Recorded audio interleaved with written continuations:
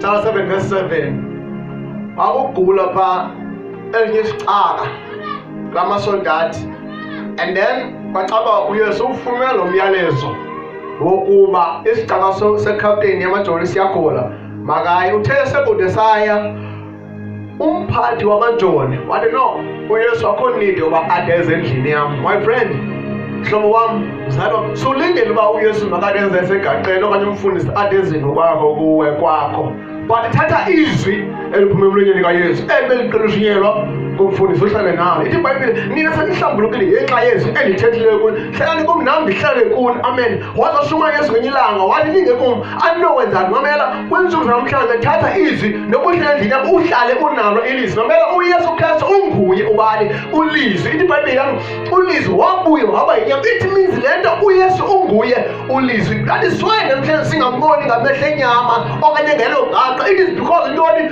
ungulizwi. Mamela, ngoku ithi iBhayibhile yathi nenkumanda lena nekhapheni yamajoni yamasoldati isicaka sayo sigula, yathi Yesu akho need yoba uye kwam wena. Full verse 7 phaa kuLuka chapter 7 ithi akho need yoba uye kwam ungene phantsi kophahla lendlu yam, but ndinike nje izwi. Haleluya. Thatha izwi mhlobo wam liza kusebenza. Thatha izwi eliphuma emlonyeni kaYesu okanye amazwi abhalwe eBhayibhileni abhalwe ngokomlomo kaYesu. Haleluya. Azonceda. That is why athi Yesu ndimi indlela ndim ubomi. Mamela, umhlawumbi ufuna ubomi, ufuna indlela yokuba ngawazi mawuhambe kanjani, umhlawumbi ufuna inyaniso, uYesu uyithethile loo ndawo. Haleluya. Ngoba abantu babhidekile zindlela abazihambayo. Haleluya. Ngoba abantu baqhathiwe ngabantu. Haleluya. Kodwa uYesu ndimi indlela ndim ubomi ndim. Thatha izwi lakhe lizawunceda ubomi bakho bonke, nakweliphini indawo, nakweliphini into. Thatha izwi lakhe eliphuma emyalelo wakhe loba uphile.